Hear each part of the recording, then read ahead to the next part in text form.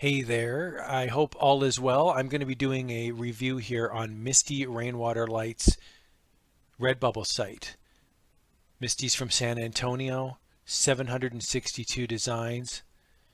There's a lot of good things going on here.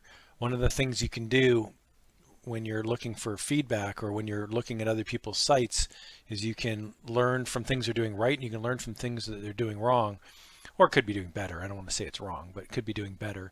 And there's a lot of things going on that's right in this store. Now, again, I mean, I always like to try to throw in a couple, pieces of constructive criticism or things that people could do better. But again, it's my opinion. Feel free to agree or disagree down in the comments below.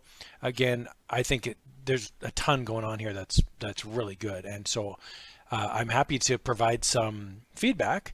First thing that comes to mind is the number of designs. We've got 762 designs here. That's a good number.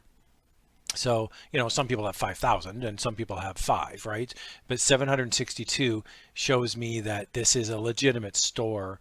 And what I mean by that is that Misty here is uploading on a regular basis. To upload 762 designs, it's a lot of work. So this is an asset that's been built up over time, and it shows. The other thing I noticed right away too is there's no obviously trademarked designs here. So what I mean by that is this is a robust store in that we're not just going for the quick sale. I can tell right away Misty is in this for the long haul. She wants to do things right. She wants to do things legitimately. And what that means is as Redbubble continues to grow over time and get more popular, this store will continue to get popular over time as well. Redbubble wants to sell your product. So what that means is the more you can do with proper tagging, pushing your stuff on social media, trying to work with Redbubble. Redbubble doesn't want to spend time taking your designs down because you got some rogue Spider-Man design stuck up there. So I love this. This is all public domain, travel stuff that she's created herself. So this looks great. One of the things that I also noticed right away on the store, we've got a couple collections here. You can look in the filters on the left-hand side and you can see the different collections. There's 3 different collections. One thing that I've noticed, and again, I'm coming in this from the standpoint of a consumer, okay?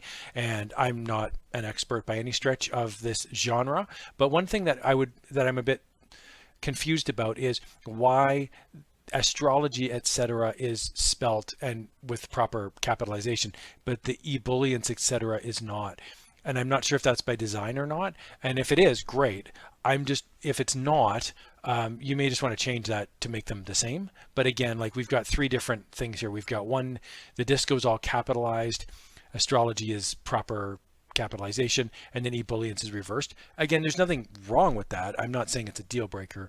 I'm just confused at first glance as to why it would be that way. But again, if it works for you, not a problem.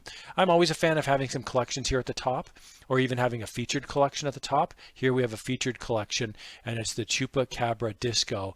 And this is a cool little collection, I will say. What it really strikes me at first when I view through the different designs is the colors pop. This is a colorful store. To me, this feels very Southern California, feels very, Mexican, New Mexico, it's got that sort of Tex-Mex feel to it here with these colors.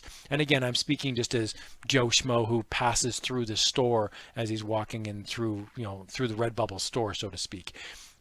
So there's a few good designs here that really pop out that make me want to click on them even more. Like all the designs are fine, but there's a couple here where I go, ooh, I need to look at this in a bit more detail. So I really like this one.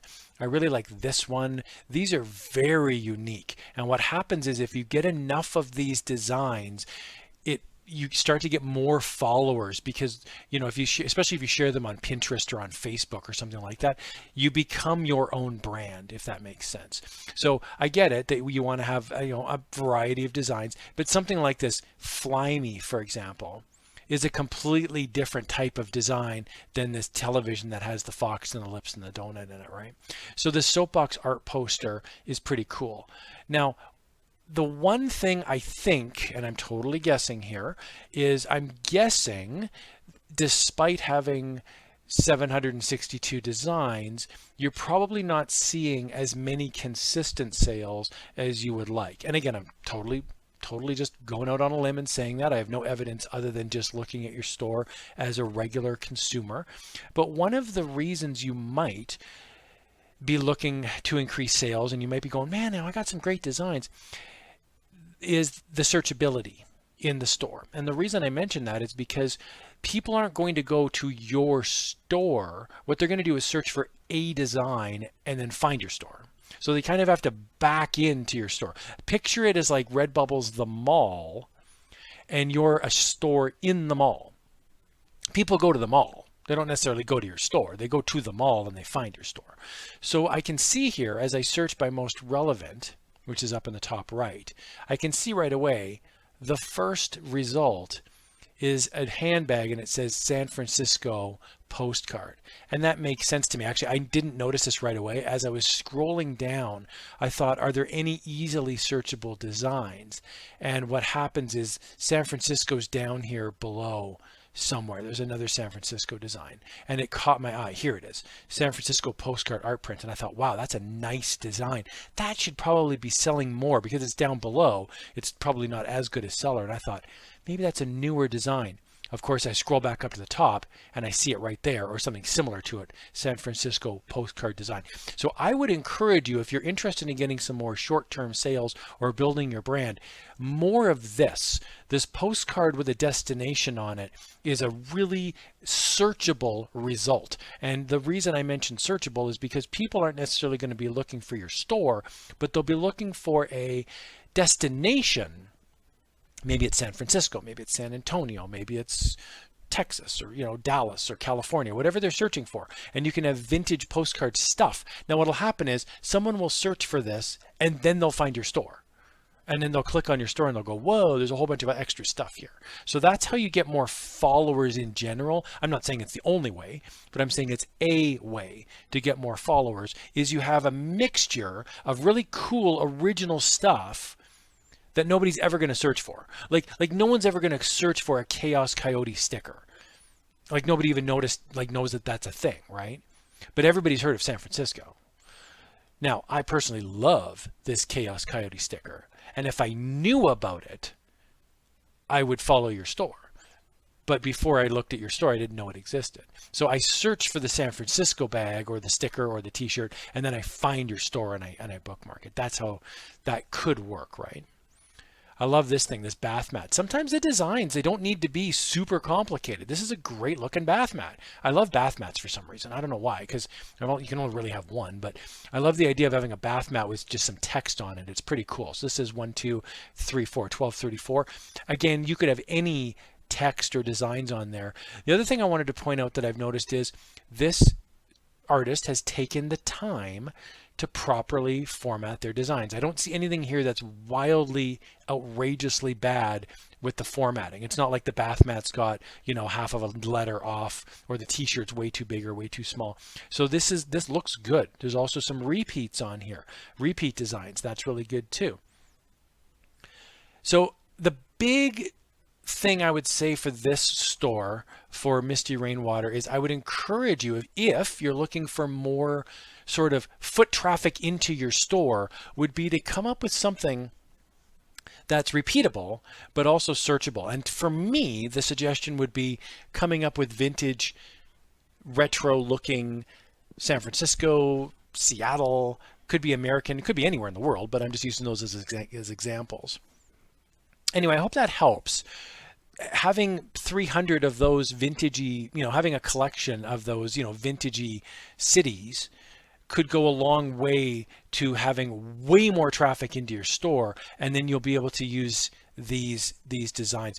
Basically what I'm describing here, and I've mentioned this before, is the push-pull strategy.